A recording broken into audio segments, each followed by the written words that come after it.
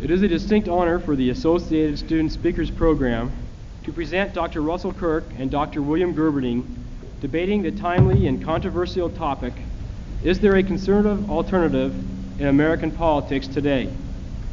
Speaking for the affirmative will be Dr. Kirk. Dr. Kirk is recognized as an articulate spokesman for conservative thought in contemporary American society today. He is the author of the well-known book, The Conservative Mind, and he is the editor of the University Bookman. Dr. Kirk also writes a daily column which appears in more than 100 newspapers throughout the United States. Opposing Dr. Kirk will be Dr. William Gerberding.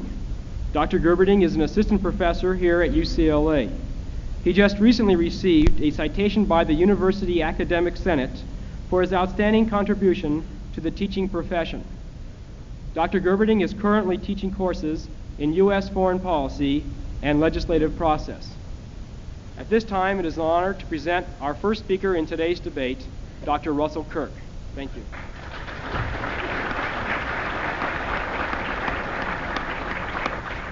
Thank you, sir. It's good to be back here at UCLA, where I have spoken so often, and to talk with you, even though so briefly, on this very large question. Dr. Gerberding and myself, of course, can touch only upon a few aspects of this matter, but we hope to stir up some discussion. And our question is there a conservative alternative in American politics today? I am saying yes. In short, there is always a conservative alternative in any society that is still healthy. Any vital society has a certain tension between what Coleridge called its permanence and its progression. If the permanence, the stable interests, the respect for norms, if this permanence is decayed or dead, then that society flies apart. If, on the other hand, the progression, the elements of innovation and challenge are gone, then that society expires of inanition.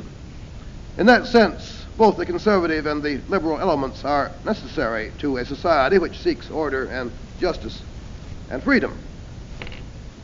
In America, the conservative element has never been missing, although from time to time it has been dull, and in terms of winning elections for the past several decades, it has usually been at a disadvantage.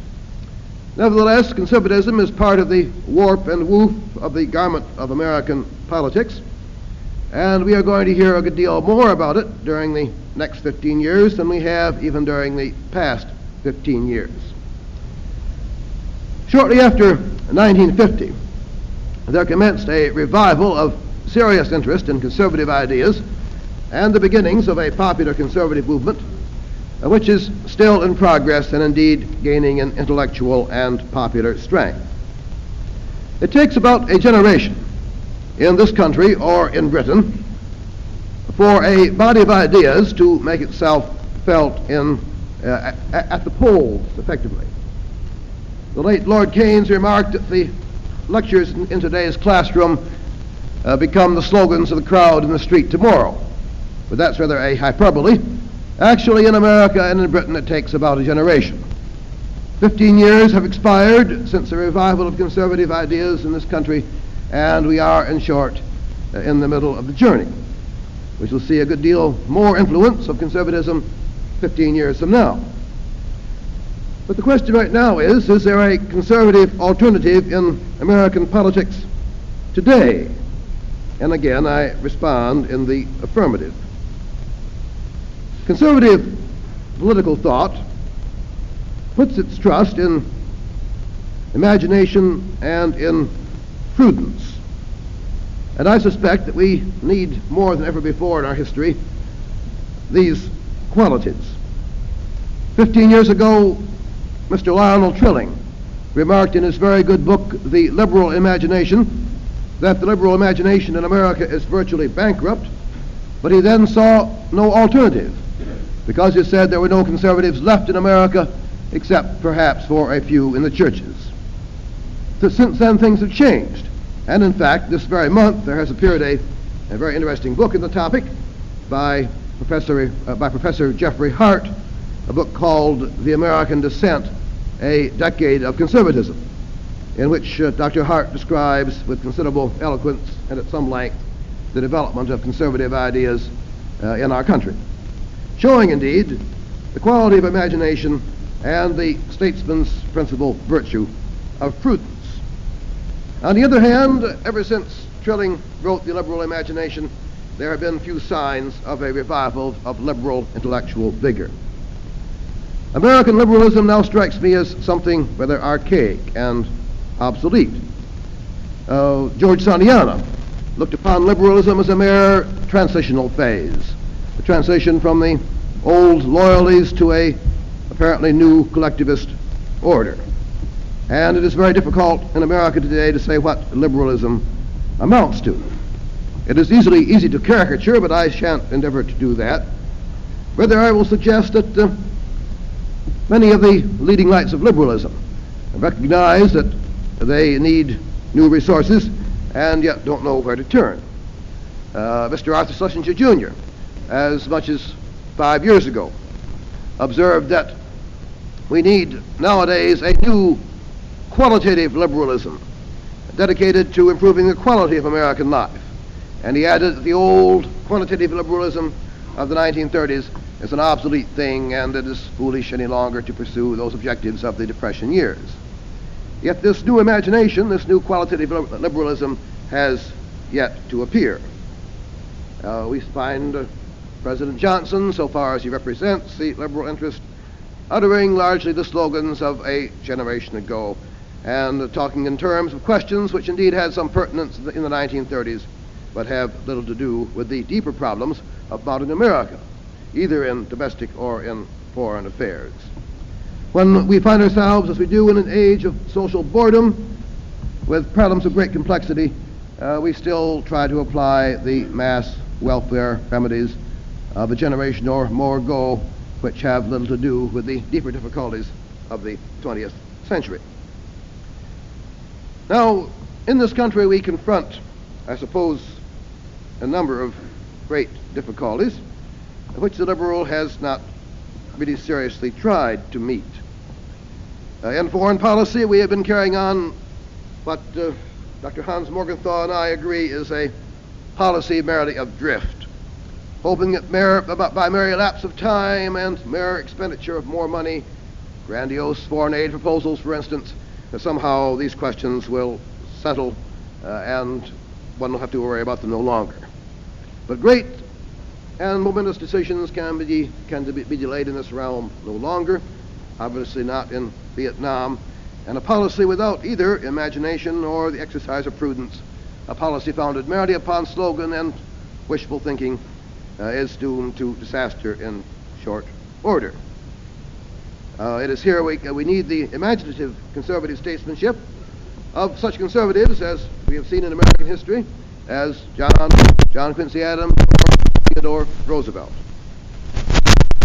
We look at home to immediate political questions. We find the great need is for stability and the restoration of community. In the immediate sense, we are confronted by a pressing problem of inflation, which very much worries the Johnson administration, and to which the Johnson administration finds no immediate remedies. At the same time, we see the country torn apart by destruction of community, and again, only material remedies, federal appropriations offered by way of amelioration.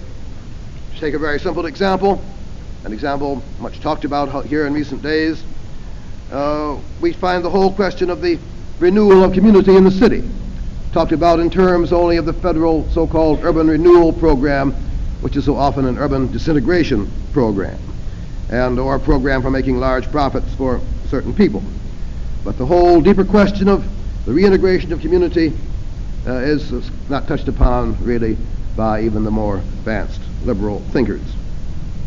Or if we turn from these concerns of domestic politics to questions of education, we find here again a need for the conservative imagination. In formal learning at every level, we need the recovery of ends and the recovery of disciplines. We need to escape from yesterday's Deweyism, from yesterday's notions of adjustment and permissivism, and we do not see among the political liberals much sign of emancipation from the doctrinaire Deweyism and progressivism of yesteryear. But it remains to ask whether conservatives will display the intelligence and the resolution necessary to deal with questions which the entrenched liberals have ignored. And one can only say that as yet they have not had the opportunity. I think, however, we are seeing among conservatives, including the popular movement as well as the intellectual, an increased responsibility and sense of duty and consecration.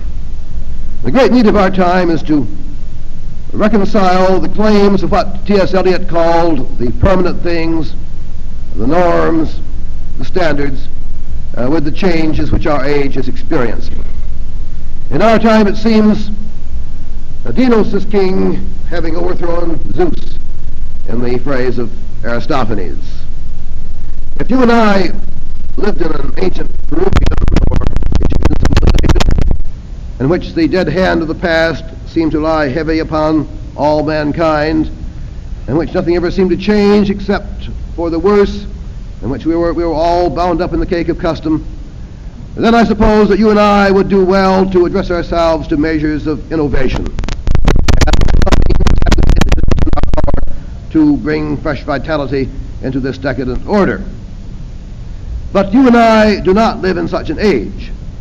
Instead, ours is a time when the fountains of the great deep are broken up, when the old norms of order and justice and freedom are ignored in most of the world, when sometimes it seems as if generation cannot link with generation, and men are becoming, in the phrase of Burke, nothing better than the flies of a summer. Ours, in short, is an age in which the restoration of the conservative view, the recovery of norms, is a primary need. The reconciliation of the permanent things with the inevitable change of the age. There is no danger now of too little change. We are going to have more change than we can easily cope with, political and demographic and technological and all the rest, whether you or I like it or not. And so our need is not for accelerating change, but for exerting some brake upon it and trying to guide that change as best we can into desirable channels. Ours is not now a little revolutionary nation. Ours is a great mature power. We stand in the role in which Britain stood at the end of the 18th century and the beginning of the 19th. Almost in a fit of absence of mind, we have become the great conservators of the modern era. We have become the defenders of order and justice and freedom in much of the world. And this is, by its very nature, a conservative task. To try to apply vague liberal slogans of an earlier era of the 19th century to the new responsibilities of the United States is to open only the way to a series of blunders. It is to open, indeed, the way to those anti-utopias of 1984 or Brave New World. More than ever before, we need a conservatism of imagination and of consecration. Certainly not the conservatism of smugness and complacency, and there is that kind, but the conservatism which will reconcile the enduring things with the great claims of the modern era. I thank you for hearing me and look forward to the rest of our exchange.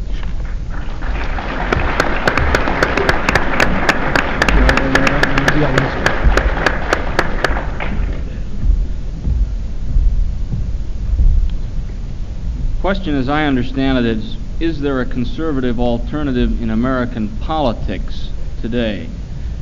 It seems to me that most of what has been said so far has to do with the question of what conservatism is and whether it has something to offer to America today. I find myself in considerable sympathy with much of what has been said. But the question is, who are the conservatives in American politics today, and what do they offer? If you define conservatism in its traditional sense and somewhat along the lines that Mr. Kirk just spoke, then we don't have conservatives in American politics today. We don't have the Elihu Roots, the Henry Stimsons. We don't even have the Robert Tafts in American politics today. I regret this for some of the reasons Professor Kirk just mentioned. I think we are the richest and the freest society in the history of mankind. I think we have an awful lot to conserve. I think there is a role for an intelligent, viable political conservatism in this country. But I'm not going to quibble over semantics. I'm going to discuss the conservative alternative which exists and which is defined as conservative both by itself and by the press, and which, for purposes of this debate, it's interesting for the purposes of this debate, which conservatism also enjoys the political support of Mr. Kirk. And that conservatism, which I regard as a caricature of real conservatism, that conservatism is the conservatism of Barry Goldwater, of Ronald Reagan, of Senator Tower of Texas, of Senator Thurmond of South Carolina. In that sense, yes, we do have a conservative alternative in American politics today, but I argue that it is neither a reasonable and sensible, or to use Mr. Kirk's word, prudent alternative, nor is it a politically viable one. At least it doesn't appear to be, and I certainly hope it is not a politically viable one. What is called conservatism in contemporary American politics can be, I think, fairly characterized in the following way. It is almost exclusively negative in its approach to domestic problems. It comes very close to indifference regarding the basic domestic issue, the race problem. It has a very strong inclination towards McCarthyism, or its new form, the Birch Society. And in foreign affairs, it tends towards romanticism and crusading. Now, regarding negativism on the domestic scene, we live, for better or for worse, very few of us in Mr. Kirk's quiet redoubt in upstate Michigan. Most of America lives in something closer to what you see outside of you. We live in a very complex urban society. Now, it's all well and good to decry this and to uphold Jeffersonian values and all the rest, but the reality, which seems to me is what a conservative should be most concerned with, is all around us, and it's urban, it's complex, it's modern. So, what do the conservatives of the stripe I have mentioned have to say about this modern society? They oppose any new measures, and they oppose indeed many of the old measures which have been put forward for solving many of these problems. Ronald Reagan, up to this very moment, still believes that Social Security should be voluntary, in full recognition of the fact that voluntary Social Security would probably gut the program, and that Social Security has been an integral part of American politics and society for over 30 years. What are we conserving, or what are we throwing away? You all know, of course, that Barry Goldwater was against Social Security, was in favor of voluntary Social Security in 1964. Now, do the conservatives deny that poverty exists in our society? They are certainly against all of the programs which the Johnson administration has put forward in its so-called war on poverty. What do they offer as an alternative? There are imaginative things that conservatives might offer. They might offer tax subsidies to industry to employ people that they don't need. There are a variety of things that they might propose. But what do they propose? Nothing. The only thing they have to say is that the war on poverty is too expensive, too profligate, and that it doesn't solve the problem. Of course it doesn't solve the problem, but it is a genuine effort to do something about a real problem. Urban renewal. Urban renewal suffers from many of the problems that Mr. Kirk mentioned. But what does Mr. Kirk, or what do the conservatives I've mentioned have to say about our decaying cities? We need a return to community. How? Where? By whom? These proposals are these positions of the conservative on virtually any domestic issue one could cite are virtually all negative. What alternatives do the conservatives offer? Do they offer merely nothing? Are they indifferent to the problems I've cited? It's interesting if they are.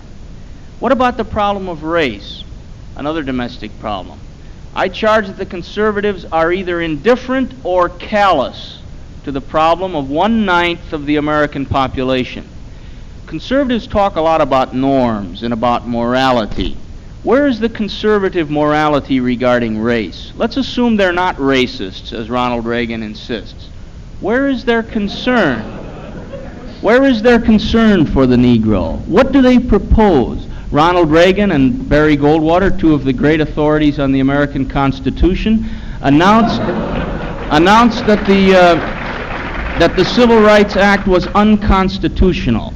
Nonsense. It wasn't unconstitutional at all. It was merely a blind behind which they hid their indifference or their callousness or what? Senator Thurmond left the Democratic Party, was welcomed eagerly into Senator Goldwater's party. Why? What did he have to offer them? He had to offer them a resurgence of the Republican Party on the basis of a racist platform in the South. This is an alternative, and it may work for the Republicans in the South, but it isn't an alternative that decent men ought to embrace. Moreover, it's not an alternative that will be politically successful at the national level in the long run. I said they had a strong tendency towards McCarthyism or Birchism in contemporary America. Well, in the 1930s and 40s, the liberals had a problem. They had within their midst some who did not accept the basic rules of the game of American politics, the communists. The liberals dillied and dallied, and they didn't do all they should have, and they didn't do all they should have quick enough. But they solved that problem. They got rid of the communists. Such organizations as the ADA, which is frequently labeled communist, was originated in some considerable measure with the motive of getting the communists out of liberal society in America. What are the conservatives, what are the Goldwaters, the Reagans, the Towers, the Thurmans doing about the John Birch Society? It's quite clear what they're doing. They want the votes, they want the money, they want the respectability of the Birch Society, and they won't say anything negative about it. So they accept the support of the Birch Society. This is a fatal trap. It's a trap the Democrats almost fell into regarding the Communist Party. And it's more serious for the Republicans because the Birchers, unlike the Communists, are not the agents of a foreign power. They're our own domestic growth, for better or worse. William Buckley attacked Robert Welch, a very brave maneuver. But he refused to attack the Birch Society. He said he knows many fine people in the Birch Society. Wonderful. But he was attacked for having attacked Welch. And it seems to me that the most interesting thing about the Buckley story was that he refused to attack the Birch Society head on. Gutless, I say, and conservatism ought not to be gutless. Now, I charge that the conservatives that I have talked about this afternoon, are romantic and crusading in foreign policy. They have not taken seriously the challenges that are posed to America, and they don't understand the world in which we live. It is only recently that conservatism has had any connection at all with global crusading. I would remind you that the last great American conservative was an isolationist, or nearly an isolationist, Robert Taft. Since when has conservatism been identifiable with a lust to involve oneself all over the world willy-nilly and to serve as the policeman, the gendarme of the world? It is only recently in this corrupted version of conservatism. No genuine conservative could be a global crusader, Read the Chicago Tribune of the 30s and 40s and see what they had to say about global crusaders. And compare that with Barry Goldwater and Ronald Reagan and Senator Tower and Senator Thurman today. It's sad. It's very sad. What about Africa? The conservatives of today, and Mr. Kirk would have to be explicitly included in this particular category, believe that we should be supporting the Rhodesian government. The Rhodesian government, a tiny white minority running a repressive regime in Africa against an overwhelming majority of black Africans. It is, according to them, a conservative principle that we support stable governments, and therefore we ought to support Rhodesia. This is a sinking ship that I hope this government never gets on, and I'm quite confident it never will. But what do they have to offer regarding the main problems of our day? The challenge of communism, only a more militant stand even than President Johnson has taken? What do they have to offer regarding our problems in NATO, only to insist that the problems are the making of the Johnson administration? What do they have to offer in the way of perhaps the most serious problem, nuclear proliferation? Has Barry Goldwater, does Ronald Reagan even know what it means? Do the others have anything to say about this, which is quite clearly a central and cardinal issue of our day? What passes for conservatism today is an alternative, but it is an unintelligent alternative. It is indeed an anti-intellectual alternative, an alternative which is bogged down in ideological straitjackets, which doesn't understand the world we live in. It is obsessed by a few simple ideas. It is plodding humorlessly along, and I think there's a lot of mileage to be gotten from the discussion of conservative humor, or the absence thereof. And it has no political or intellectual future. It is a sad anachronism, and it is, for serious men grappling with serious issues in the real world, irrelevant.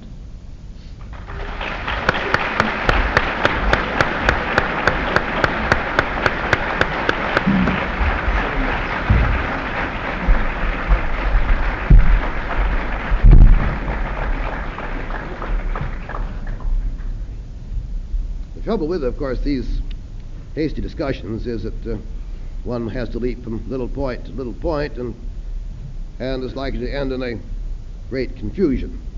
Let me try to, in 6 or 7 minutes, reply to principal arguments of my colleague, Dr. Gerberding. I think in general, Mr. Gerberding's talk suffers from a political partisanship.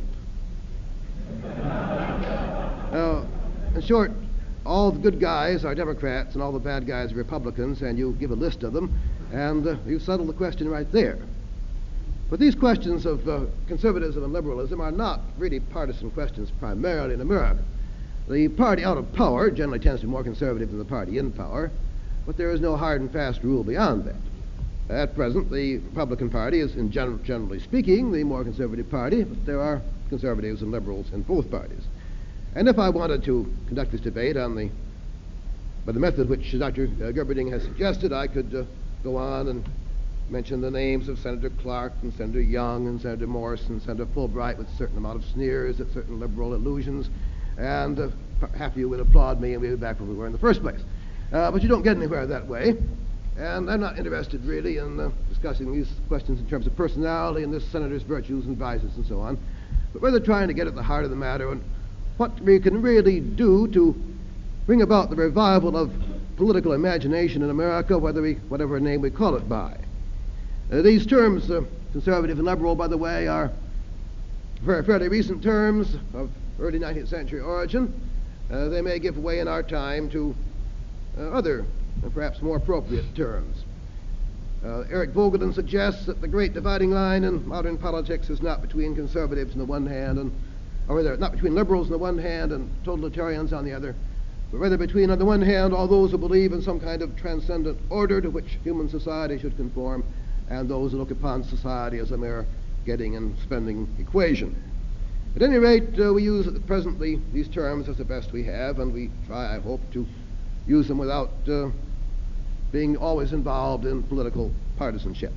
But let me reply, if I may, very briefly to these various criticisms by Professor Gerberding. First of all, the conservatives are negative. Well, there's a good deal of truth in that. That is, in any society, there must be a strong no-saying element. Someone proposes, many proposals are rash, someone is supposed to say no to them. The Decalogue is stated in the negative. We wouldn't have gotten along very well in human society if it hadn't been for the Decalogue. There must always be the will to refrain.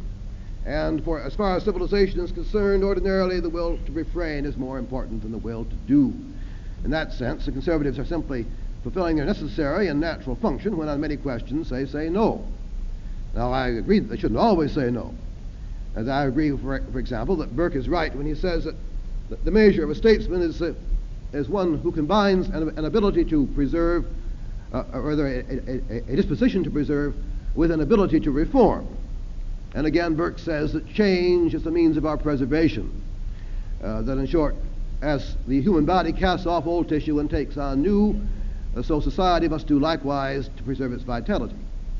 Nevertheless, by and large, the conservative fills the function of the no-sayer, the person who refrains, the person who abides by the law, rather than the person who embarks upon rash experiment. For, in the phrase of Santayana, the reformer never knows how near to the root of the tree he is hacking. And if conservatives should simply become enthusiastic yes-sayers, they would be, of course, radicals and would have negated their own function in society. Now, as to indifference on the race problem, it seems to me that the argument here of my colleague is somewhat curious. Practically all Americans in both parties, or whatever label they were called by, were pretty much indifferent on racial questions until very recent years. But to assume that conservatives are indifferent simply because they see little to be gained by more statutory enactment now is, I think, a misunderstanding of the question. There's little to be gained now by constantly talking about the race problem. That is in itself a kind of racism. Constantly remind people of the antagonism, constantly debate about it, constantly rouse feelings, constantly talk in terms of race. Then indeed you will have made the problem steadily worse. And since nothing very practical is being proposed in law to do about it, simply saying there's a problem, a terrible problem, why haven't you done something, is to lead to explosive situations in various parts of the country. It is now, by and large, a matter not of more positive laws, but of personal relationships and good hard work and education and job getting and other things. And to constantly talk about the problem. What have you done about the problem? Aren't you frightened for the problem? What laws are you going to pass to solve all the difficulties? How are you going to pass a law to make men perfectly happy and amiable and equal? That sort of thing is not the kind of political imagination that we need, and we see too much of that in current liberalism. The desperate search for more laws, more legislation, more compulsion. Solve the problem by more laws, when one cannot enforce the laws that already are on the books. Now, as to McCarthyism, or so-called McCarthyism, I often wonder at the naivete, or apparent naivete, of various American liberals who talk as if slanderous utterance in politics were something peculiar to America and to recent years. As a matter of fact, we've always had a great deal of it in this country, more than we should have, and all countries have it too. We have less than many. But to suppose that it's simply conservatives who slander their opponents is, again, a remarkable blindness, I think. I had an interesting experience just last week. I found myself assailed from left and right. On the one hand, certain members of the Birch Society were accusing me of being an advisor to the United States National Student Association, which indeed I am. I have been for 10 years. They view this as part of the communist plot. On the other hand, a leftist group called Group Research Incorporated, which pretends to be impartial, was denouncing me as some kind of a fascist because I had spoken to young Americans for freedom, and was listed me as a kind of fascist along with President Eisenhower, Walter Judd, Senator Douglas, and all kinds of other people in both parties. There's a great deal of this on both sides, and it's always lamentable.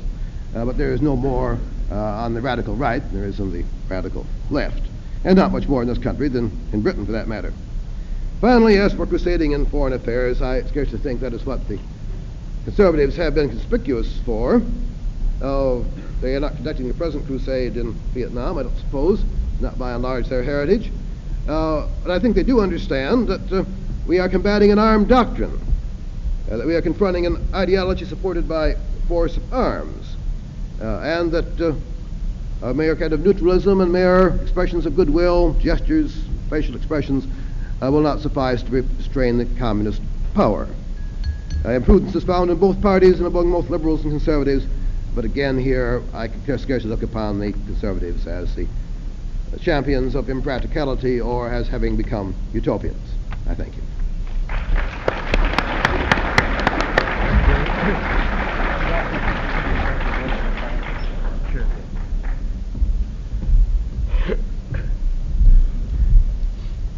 I've been charged with partisanship.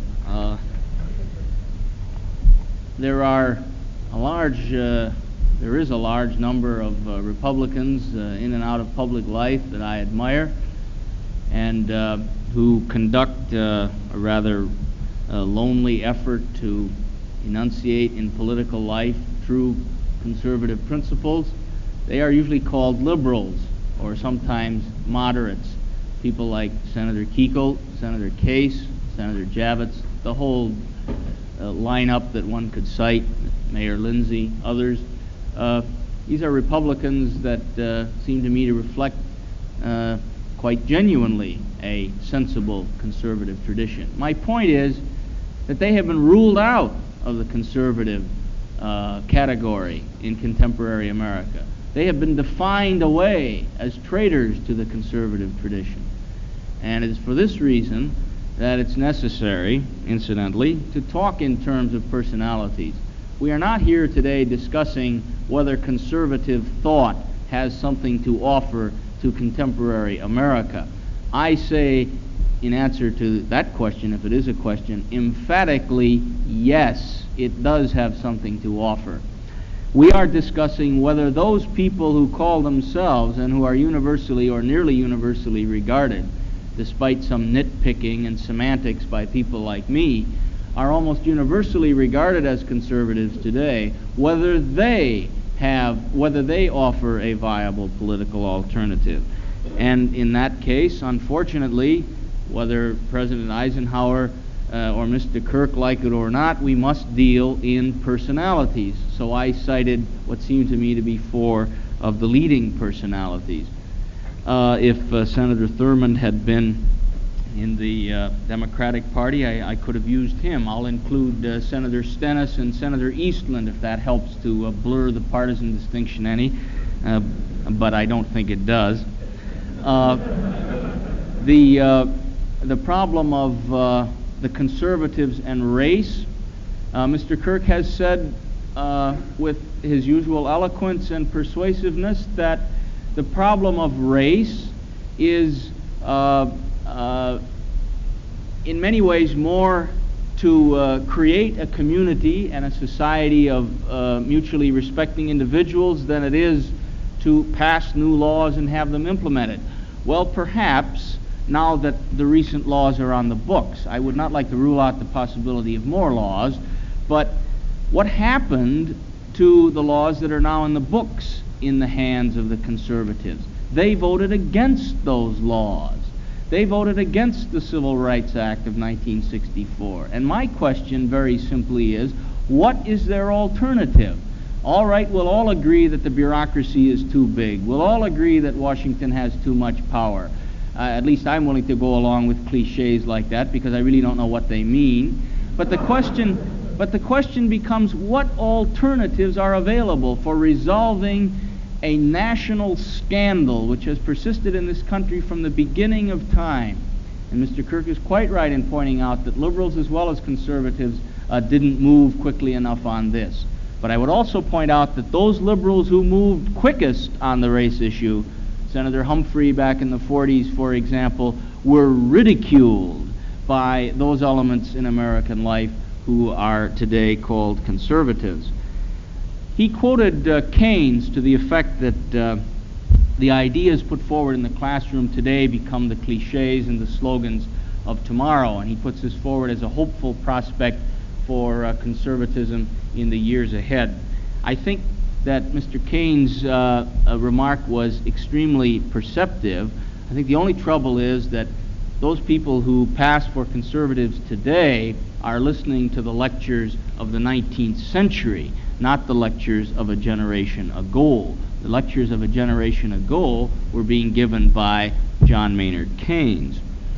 As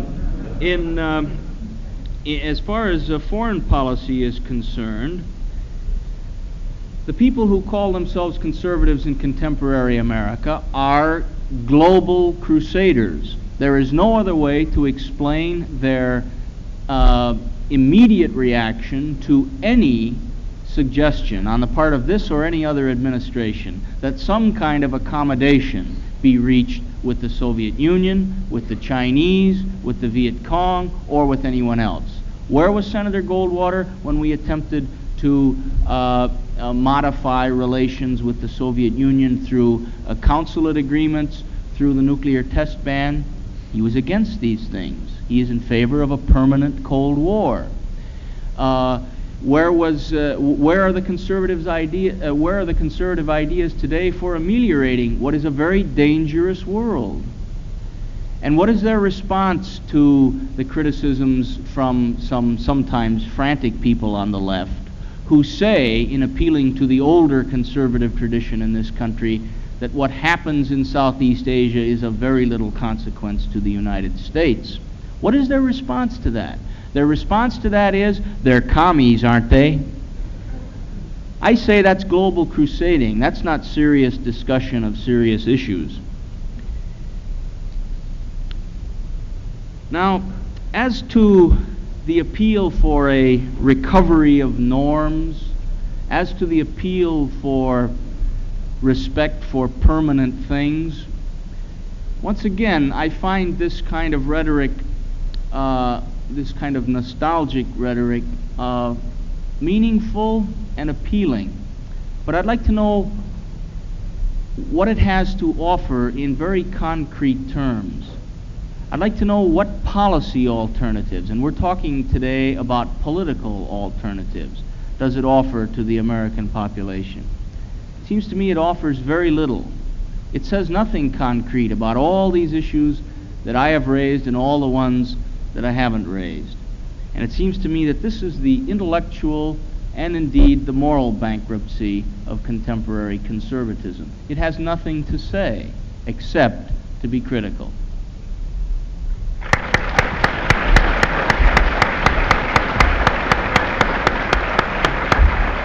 Do you want to take a short break and go into questions and answers you have about how to We'll take a short break now for those students who do have to go to their classes. And then following the break, I'd appreciate for those who are going to remain for the question and answer period to come closer to the table here. Thank you very much. You're going to do the question. Yeah, we'll do it from here. I'm going to get this out of there.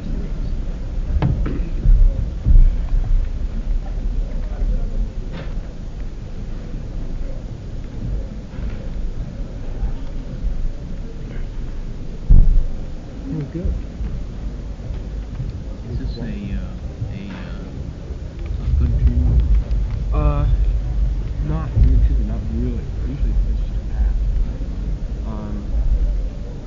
One, it could be there's so many things going on campus today. The Daily Bruin forgot to put it in yesterday.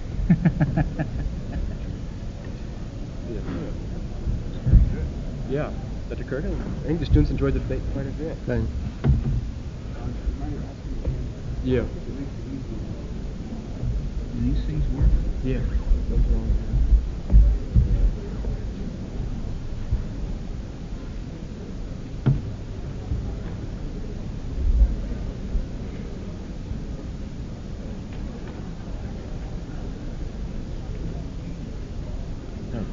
Have the information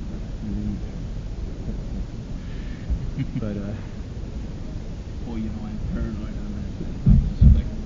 well, anyone who's reported on doing yes. Matter of fact, we did have 12 letters.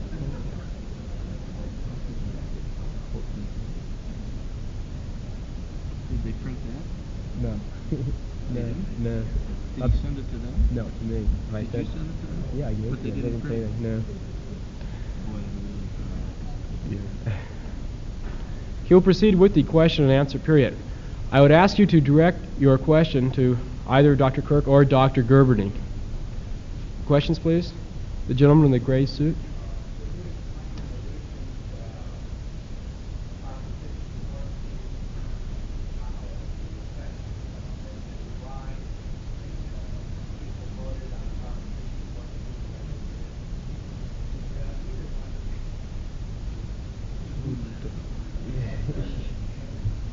You might want to say Dr. Gerberding.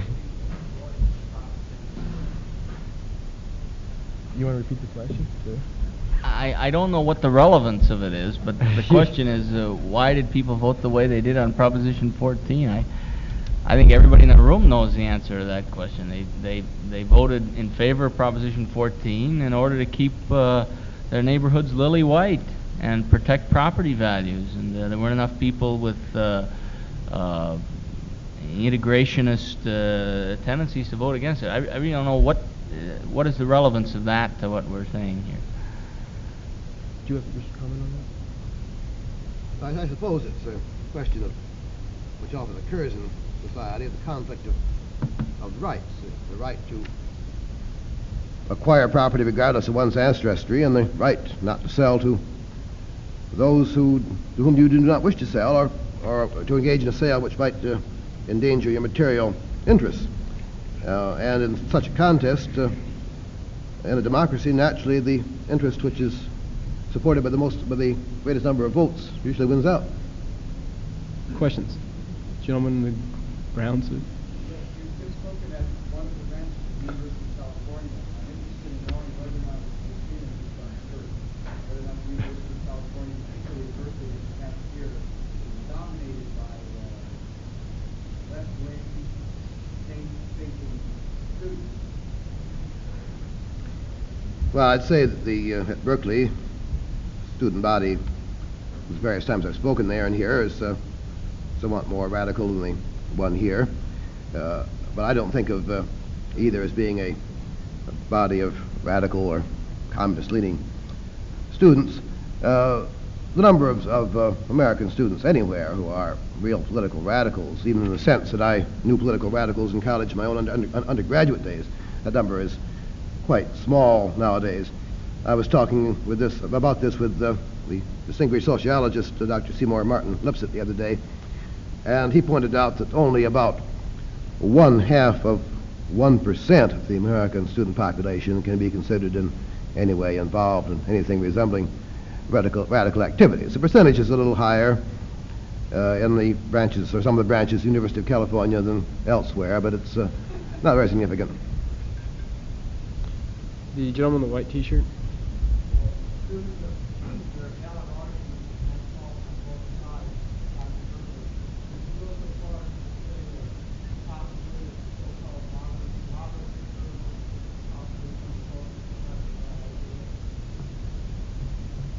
The question is whether the moderate conservatives come closest to having the right idea. Well, I'd have to know what you mean by moderate conservatives to try to come anywhere near that question, but the real problem with the question is the notion of the right idea, or to rephrase it, I think, fairly, the right set of ideas. I think that this is one of the problems in dealing with Mr. Kirk and others who espouse his style of thought, is that they assume that there is a body of doctrine which motivates liberals, and they offer a countervailing body of doctrine. I think that this is just not true, that most liberals in this country, though most people whose instincts are in the direction of what is called liberalism today, don't have a body of doctrine or a set of ideas that is in any sense coherently thought out or shared by most of them. And I think the same is true of those whose instincts are conservative. I think that the United States is an extremely pragmatic, to use an overworked word, society, and that if you ask me who has the right body of ideas, I'd say nobody. As soon as you get into talking about a body of ideas, you're in trouble. And I think that we have problems and different perspectives and different instincts and different responses. And I am, for example, like many contemporary liberals, I'm liberal in domestic policy and tend to be rather conservative in foreign policy. I don't see any contradiction in this. I don't see any set of ideas that must prevail. That's a very interesting confession, I think, and it does indeed illustrate much of what is wrong with modern American liberalism. If you wholly disavow any body of principles or any political philosophy, then you must be guided merely by prejudice and vague sentiment. In your heart, you know it's right. That's the way I feel about it. This seems to work out all right. Then one is indeed exposed to all the terrors of ideology, because just as nature will not abide a vacuum, so no great society can long abide simply an abdication of thought, and into that vacuum enters fanatic ideology. And now I shouldn't want to see us governed certainly by ideology, by rigid political dogmatism. But unless the body of interest that calls itself conservative and the body of interest that calls itself liberal recognize some kind of first principles and some aims and ends, it's all drift, and you're at the mercy of extremists of left or right who do know what they are after. How, for example, would you like to be tried in a court where the judge recognized no principles? So I'm pragmatic, I'm humanitarian, I just judge things that come up in the way I feel today and what seems to be a nice thing to do. You can't tell how you come up with me. I don't recognize any principles. It's just that I'm liberal, that's all. How would you like that kind of trial? Well, society is on trial when the leaders in politics offer no answer except, well, I'm pragmatic. Well, I just say that liberals and conservatives do operate from a set of preconceptions about what they're after, and a set of preconceptions about what is moral and what is immoral behavior and so forth. And I and other liberals have convictions and first principles. But beyond that, I'd like to be very flexible. And I think that the genius of American politics has been precisely in its lack of dogma and ideology. And I would rather err on the side of not enough structured thought than err on the side of too much. The gentleman on the back. Yes, sir.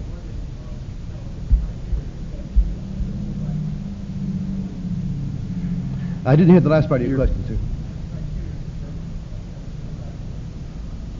Your criteria for using Senator, for judging Senator Fulbright as a liberal. Well, that's what he always calls himself, and I generally accept people at their own evaluation. I have a piece coming out in the New York Times Magazine in about 2 or 3 weeks at the request of the Times in reply to Senator Fulbright on professors in foreign policy.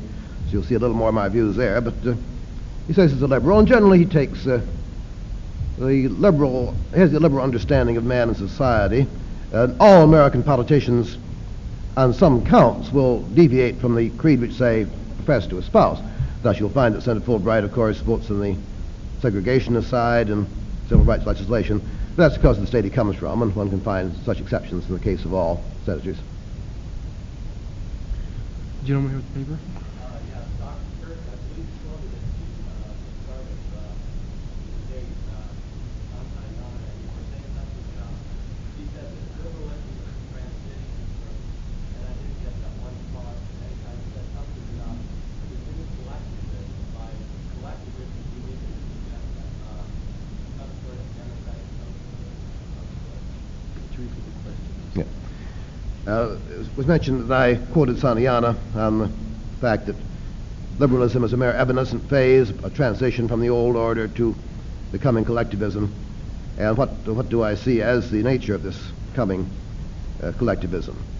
Santayana is there making the point which Dicey made, the English legal writer, when he said that the actual life of vigorous liberalism was quite short and extended only about half a century, in Britain at any rate, and can be marked in Britain by the decline of the steady decline of the Liberal Party. Well, what is going to succeed? Santayana certainly feared that we are coming to a collectivist order which might at best be tolerable for him or for philosophers like him who might hide in little holes and corners here and there. And one can make various predictions. One, of course, is the expectation of Orwell that it will be a kind of garrison state ruled by a gang of persons in love with power, intent upon destroying all the old loyalties and all the old motives to integrity, a kind of diabolical possession of society. Or one can take the stand of Aldous Huxley, that it will be a society which is a life and death, prosperous, peaceful, well-guided, thoroughly governed, in which all true human character has vanished and there's nothing left except the gross gratification of appetite. And other prospects are possible. I myself am not so much of a fatalist. I don't think we are necessarily moving into a great and disagreeable mass society, but the hour is late and the time has come to exercise some imaginative means of resistance. Gentlemen, tag.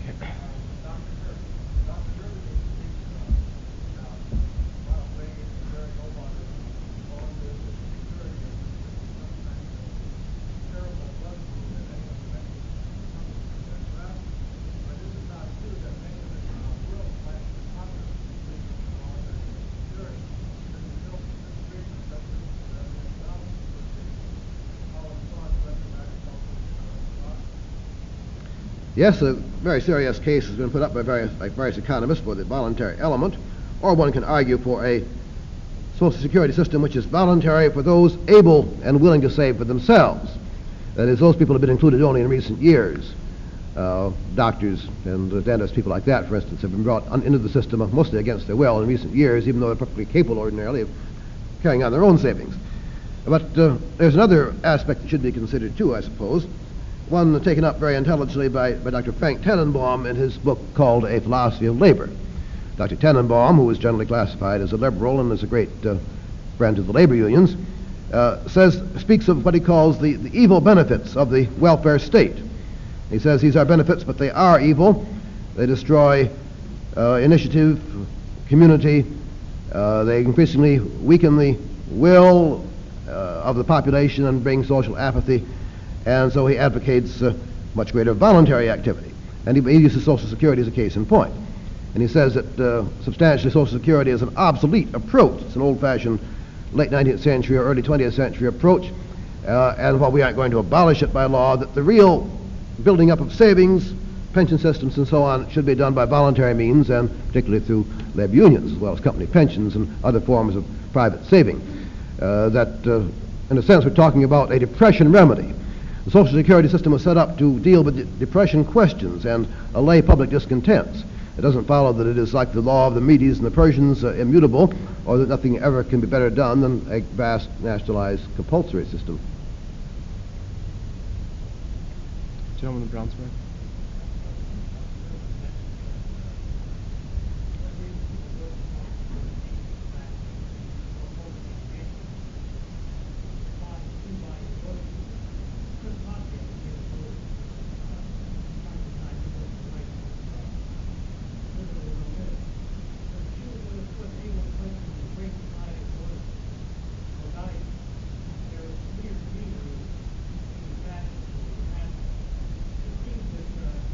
What is your question, please? The question is, why should anybody take time? Maybe a lot of people did vote on 14, but in fact, popular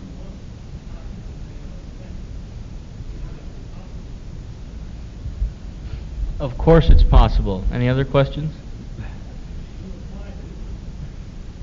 I did not so imply, and I don't so believe. Gentleman in the suit here, to your right. Gentleman on the right, my right. What I want to know is whether the American people really use or desire with the function of the Republican Party. What was Barry Goldwater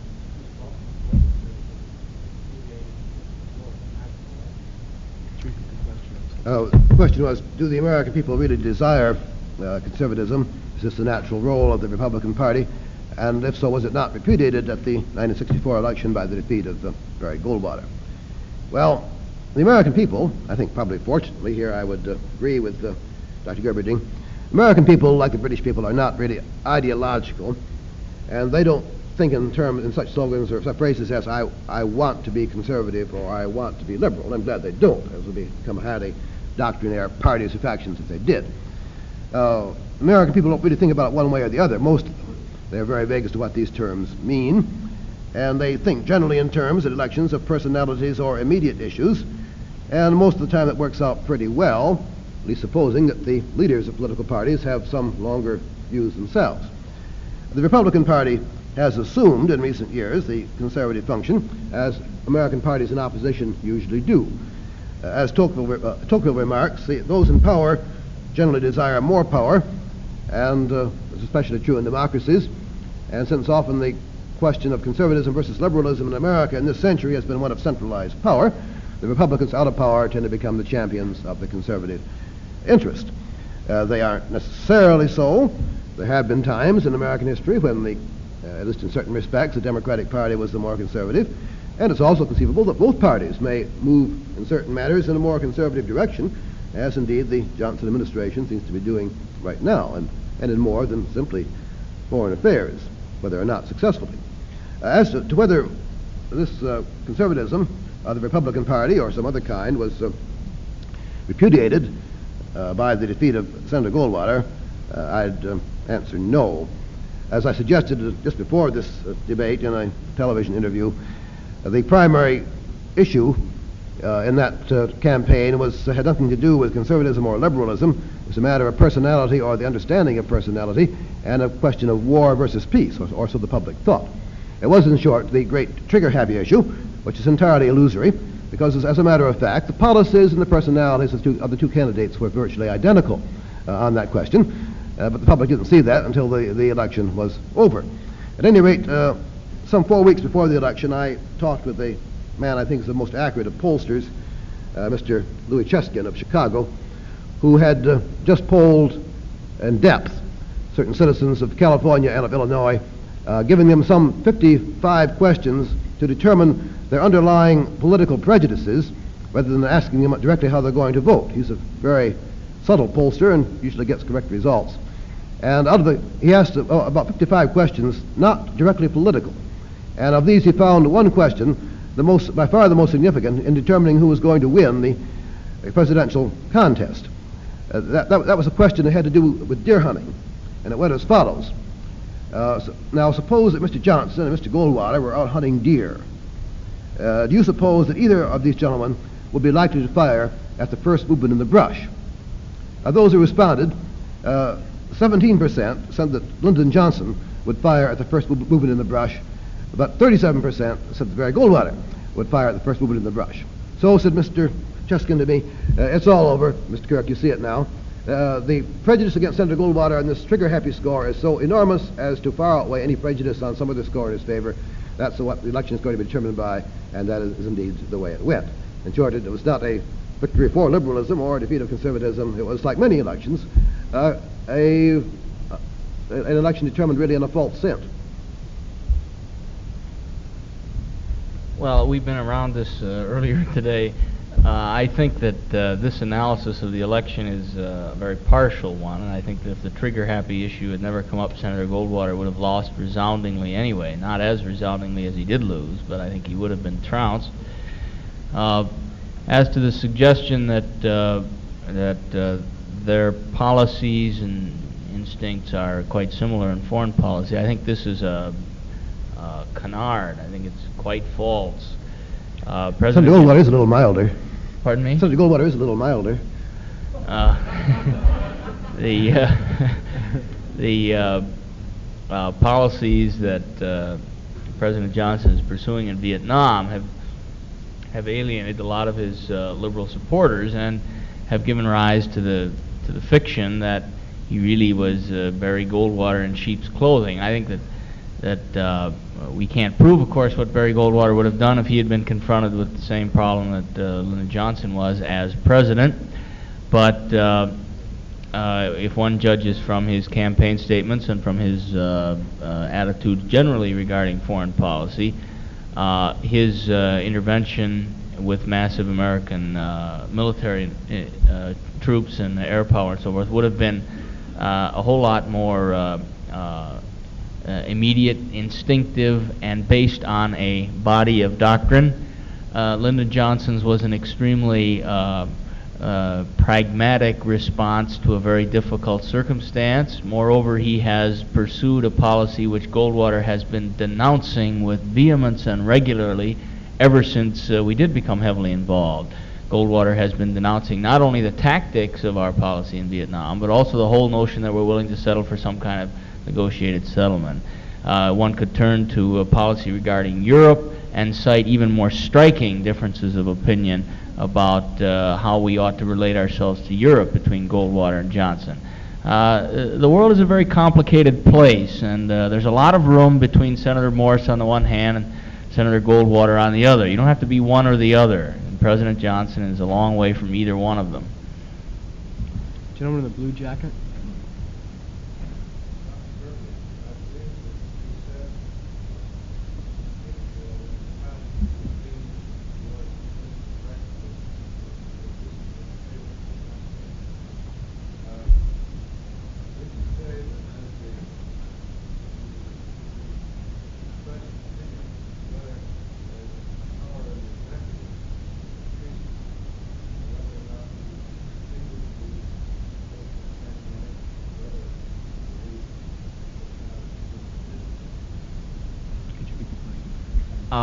As I understand the question is, does political pragmatism, as I espouse it, have any response to concentration of power in the executive branch?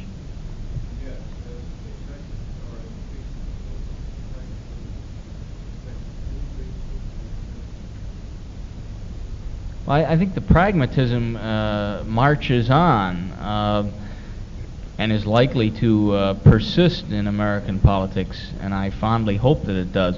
What the pragmatic response to the concentration of power in the executive branch would be remains to be seen. As some of you know, but some of you might be surprised to know, I am a congressional man myself, and I favor a redress of the distribution of authority in American government rather more towards Congress than it is today. And I would hope that Congress will regain some of its authority in public life.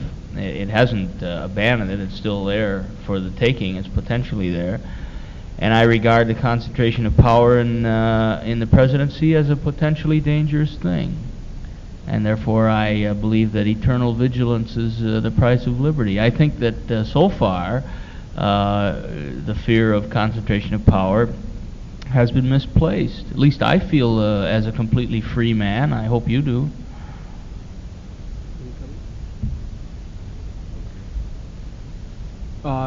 Gentleman back there in the black.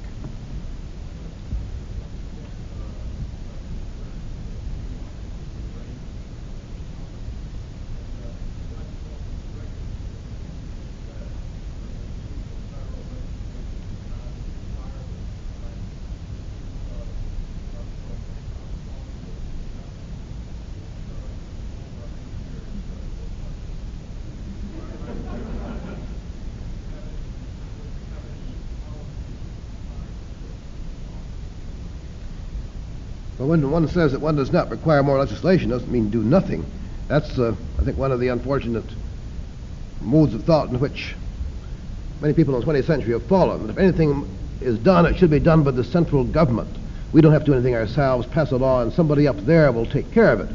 And that's why nothing very effective is done in many questions, because what is needed is local, voluntary effort, cooperative. I think that the gentleman who is a Republican candidate for lieutenant governor of the state, Mr. Robert Finch, speaks for an imaginative conservatism when he emphasizes in his campaign what he calls the voluntary sector.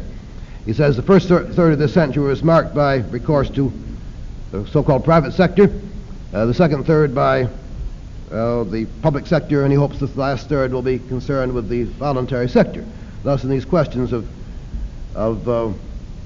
race or of poverty, the governmental programs in large part have already been passed or else are failing, and what is needed is voluntary effort. I was told recently by one of the senior editors of Look, who just made a survey in Los Angeles, that in Watts, for instance, some 250 jobs have been found or created by the poverty program. Some 2,500 jobs have been found by private employers and voluntary agencies. That's the sort of thing I suggest.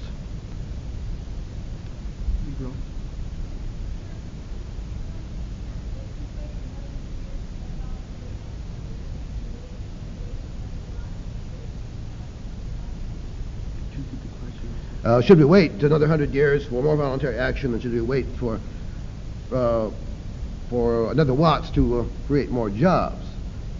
Well, the questioner seems to assume that there is some magic formula. Pass the law, Watts is solved, everyone's got a job, everybody's happy, it's a governmental action. Things aren't done that way. We've appropriated plenty of money, as large sums to the poverty program. Mr. Sergeant Shriver's difficulties the other day will illustrate what the problem has arrived. It's not a question of passing out the dollars to people. That doesn't solve slums. That doesn't create happiness. We could pass out a lot of dollars, and crime would be just as large as before, and discontent, unemployment. It's a much more subtle matter than that, and most of it has to be done by the volunteer local community organization, not by the Great White Father. Gentleman right here.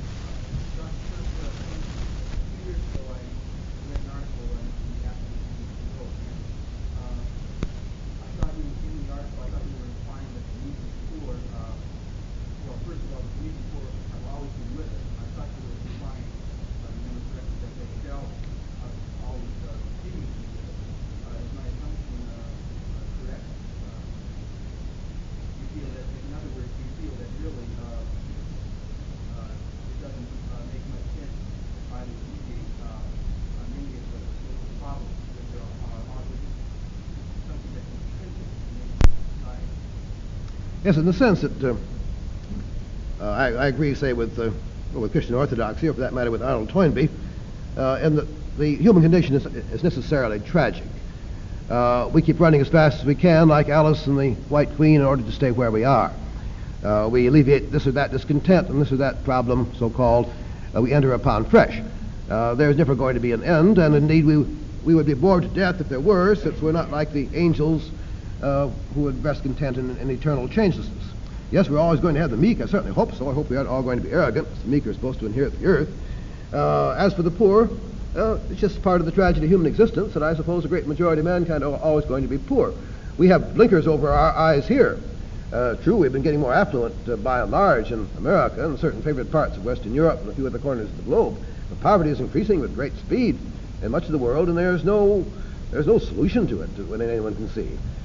We may find ways to alleviate it or ways to improve things, but poverty is not going to be ended by any scheme of centralized benevolence. It gets worse every day in China and in India and Egypt and most of the rest of the world. Thus, one has to accept the fact that utopia is never going to be attained, and we would hate it if we got there. That life is really a place of contest and struggle, and that's the only way in which one can be fully human, is to accept the tragedy of human existence. You have time for one more question. If I may say, I think that's one of the traps of Mr. Kirk's style of thought. I don't think that liberals believe that we can achieve the utopia. And I don't think that liberals believe that there are solutions to poverty and the race problem in an endless disgorging of dollars from the central government. At least I don't believe those things. It's quite obvious that these means of dealing with these problems are not going to solve the problem. The question is whether you're going to do anything about the problem at all. And if you, I mean, through the government, quite obviously there are things that can be done outside of the government. Many of them are more important. But all right, can you do anything with the government at all? And I would argue that the whole meaning, or that's too strong, a bit of the meaning of American history, especially in recent years, has been that those things which conservatives said government could not manage, it has managed. There has been something of a redistribution of the wealth. There has been something of a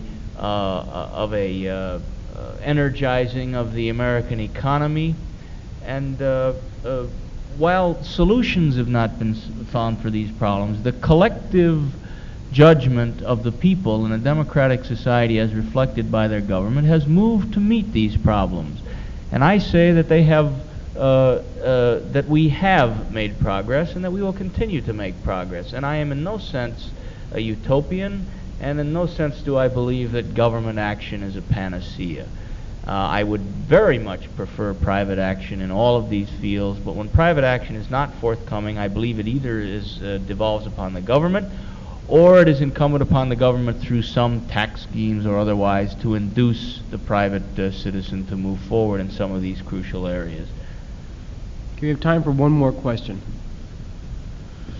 Gentleman in the green sweater.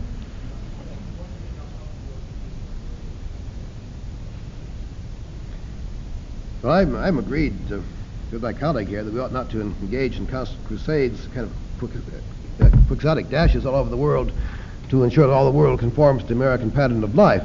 And I would apply that both to say Yugoslavia and Rhodesia. It isn't our business to be constantly meddling with every government on the face of the earth. The Rhodesian affair is a matter, for the most part, it should be, between Britain and Rhodesia, and our coming into the whole question with a certain arrogance saying we're either going to support or deny this particular participant to the dispute is beyond the usual concerns of foreign policy. My colleague spoke of my recommending that we help or that we support Rhodesia. I never recommended anything of the sort. I don't recommend that we support Rhodesia any more than I recommend that we support the government of the so-called United Arab Republic of Egypt. We have been supporting Egypt for a long time to the great damage of Egypt's neighbors and our own interests. I think we ought to stop that support. That doesn't mean I think we ought to take up the slack and pay the Rhodesian government instead of the Egyptian. I don't believe in supporting all kinds of regimes which have no immediate concern with our own national interests. With this, I'd like to take the opportunity to thank both Dr. Kirk and Dr. Gerberding for taking time out of their busy schedules and speaking on behalf of the Associated Student Speakers Program today. So thank you both, gentlemen.